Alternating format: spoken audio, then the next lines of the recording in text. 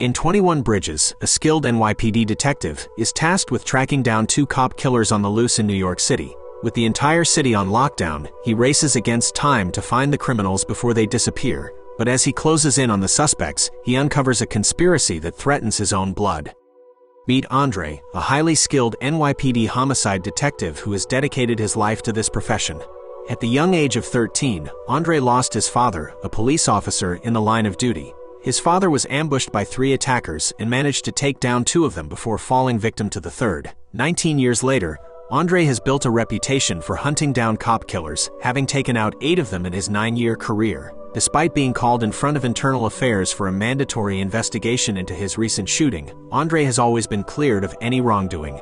When he's not on the job, Andre dedicates his time to taking care of his mother, Vanetta, who has dementia and sometimes mistakes Andre for her late husband. Although Andre doesn't show remorse or embrace his reputation, he takes pride in the fact that he has always been cleared and sees himself as a true justice enforcer. On a fateful night in Manhattan, 2 small-time criminals, Michael and Ray, set out to steal 30 kilograms of cocaine stored at a local wine shop. Upon their arrival, they take the owner hostage and are shocked to find that the stash is actually 300 kilograms, 10 times larger than they had anticipated. Ray is euphoric about their newfound fortune, but Michael is wary, recognizing that they're stealing from big-timers. Despite Michael's concerns, Ray starts filling the bags with the drugs. Suddenly, the sound of police officers outside the shop disrupts their plans. They look to see NYPD officers hanging out at the front and then knocking on the door. Upon the officers seeing the coke on the floor, 2 of them storm the shop. Ray kills the 2 that enter as Michael kills the store owner. Another 2 come in from the back as one is immediately shot dead and the other is pinned down from Ray's semi-automatic. He calls for backup, and when he pokes his head out, he gets knocked. They rush outside and put the drugs in the boot and speed off only to be cornered by a police car. Ray pops his head out the car and begins firing through the window at both the officers, killing them. Another 2 officers are at the scene, and as a woman steps out, she is shot by Ray once again. The other officer begins firing, which caused both Ray and Michael to seek cover. Ray then sneaks behind and finishes him off. They then move the cop car out of the way and speed off. Detective Andre is assigned to work the case and receives a briefing from Captain McKenna of the 85th Precinct. The scene is being guarded by several officers from the 85th Precinct who are grieving the loss of their fellow officers. The whole scene is a catastrophe, from ambulance to police, narcotics, and detectives. Captain McKenna urges Detective Andre to use his expertise to bring the perpetrators to justice, no matter what it takes. Given the large number of drugs involved in the case, Detective Andre is required to work with Detective Frankie from the Narcotics Department, despite Andre's objections. However, as Captain McKenna explains, this collaboration is not up for debate and is mandatory. The robbers find a private location to regroup, where Michael scolds Ray for his impulsive choice to kill 7 police officers, even shooting the wounded who were already overpowered. As a result of Ray's actions, they are now doomed to be fugitives for the rest of their lives. In an effort to secure a better future for themselves, they meet with their associate, Bush, and demand a larger share of the deal, which would allow them to escape the city. At the crime scene, Andre concludes that the robbers were not equipped for the 300 kilos they aimed to steal. They only managed to take 50 packs and arrived with just 2 people in a small BMW. The FBI arrives and takes control of the investigation, which Andre and McKenna oppose. Given the challenge of moving such a large weight, Andre believes the drugs will be sold in Manhattan before dawn and suggests that the city be completely shut down, on the condition that the suspects be captured by 5 a.m. Wanting to keep Andre on the case, Police Chief Spencer supports the plan and agrees to bring it to the mayor. In turn, the FBI agrees to shut down all 21 bridges in Manhattan until 5 a.m. precisely, ensuring the capture of the suspects. To ensure their capture, all transportation in and out of the city is shut down. Rivers are patrolled, the 4 tunnels are blocked, trains and subway stations are closed. Meanwhile, Bush escorts Michael and Ray to meet with the buyer, Hawk. Hawk initially dismisses their demand for more money, but Michael has already calculated the profit potential. The 50 kilos they took will become 200 by the time they hit the streets, with an average street value of $32,000 per unit, totaling almost $6.5 million. With this in mind, Michael's demand of $1 million seems reasonable, and Hawk agrees to the deal. He then introduces them to Audie, a trusted cleaner who can launder their money through offshore accounts and provide them with new identities and travel documents. However, a photo of Michael and Ray running a red light is discovered, and the vehicle registration is traced back to Bush. Upon raiding his house, they find a woman named Yolanda.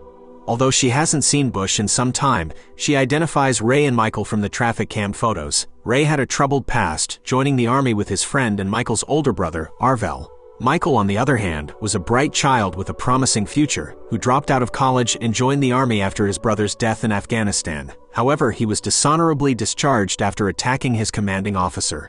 While at Addie's house, they come across a news report announcing that the island has been put on lockdown. Meanwhile, Bush turns up at a lounge that is being monitored by the police. However, before Andre can reach the scene, Sergeant Butcho of the 85th Precinct takes matters into his own hands and avenges the death of his fellow officers by killing Bush at the bar. Andre soon arrives at the scene and finds out that their only lead has been killed, and a weapon was likely planted on him after the fact, as evidenced by the empty ankle holster of Sergeant Butcho. Andre confronts the sergeant about the shooting, and the argument escalates until Butcho shoves Andre in frustration, resulting in a punch to the face. Back at Addie's condo, a transfer of $326,000 is made to offshore accounts using new false names for Ray and Michael.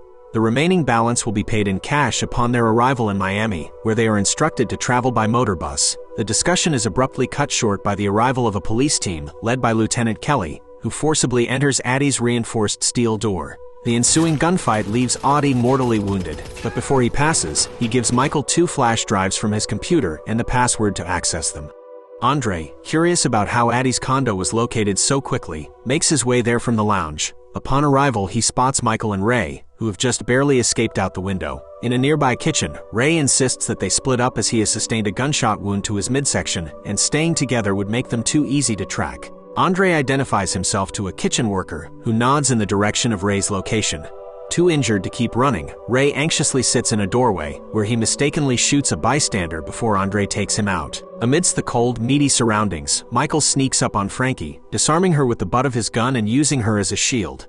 Frankie implores Andre to take the shot, even though it puts him in harm's way, but Andre declines. Instead, he tries to reason with Michael, reminding him of his military past and his brother Arvel's honorable service. Andre also points out that all the bloodshed has been caused by Ray, not Michael. This resonates with Michael, and he raises concerns about several suspicious events. At the wine shop, the worker checked his watch just before the police arrived, and they knocked softly on the door, which wouldn't happen in a typical robbery call. Later, at Addie's condo, Audie was shot through the peephole without warning and identified them as the 85th Precinct before even seeing them. Michael retreats into the meat locker and frees Frankie, securing the door behind him with a screwdriver.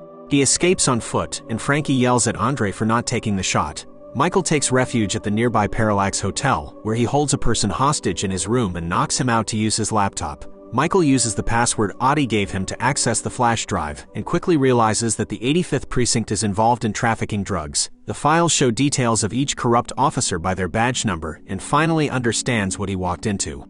Michael transforms his appearance with a clean shave and an acquired outfit, but he is forced to pause at the hotel lobby as police officers arrive. He changes his route through the kitchen, but he is discovered, leading to another pursuit. While trying to escape, Michael accidentally crosses in front of a vehicle and is thrown to the ground. He quickly gets up and leaves his bag of money behind, but is saved from being shot by Andre's intervention. As the break of dawn approaches, the subway stations begin to reopen and Michael moves underground, where he is trapped on a train. A tense standoff occurs, but Andre convinces Michael to surrender by guaranteeing his safety. This promise is credible to Michael because Andre is the only police officer who talks first and shoots second. Just as Michael lowers his weapon and hands it over, he is shot from behind Andre by Frankie, who mistakenly believed Andre was in danger. She contacts dispatch and reports the shooting, and as Michael takes his final breaths, he whispers the password to Andre and hands over the flash drives. Afterwards, Frankie and Andre return to their fellow officers who commend them for their performance. However, Andre becomes increasingly suspicious and uses Frankie's phone to uncover that she had contacted Lieutenant Kelly just before the raid on Addie's condo. The following morning, Manhattan returns to its usual activity, and Captain McKenna comes home to find Andre waiting for him with a gun in hand. McKenna already knows the reason for Andre's visit. After accessing the drives, Andre realizes that the 85th Precinct was serving as armed protection for a high-level drug dealer, and the events from the previous night were just a case of misfortune when the wine store was robbed. Audie was easily located because he is the same cleaner that McKenna uses to launder his money.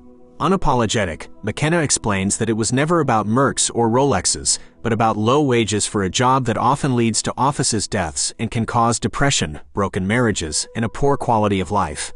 Andre, who grew up in a law enforcement family and experienced the loss of his father, is deeply affected by these words, but he refuses to simply abandon his duties. At that moment, officers from the 85th are seen moving outside the house before they begin firing. Andre successfully eliminates all of them, including McKenna, who refuses to surrender even after being severely injured. Frankie then approaches from behind and holds Andre at gunpoint, demanding the flash drives, but Andre informs her that it's too late.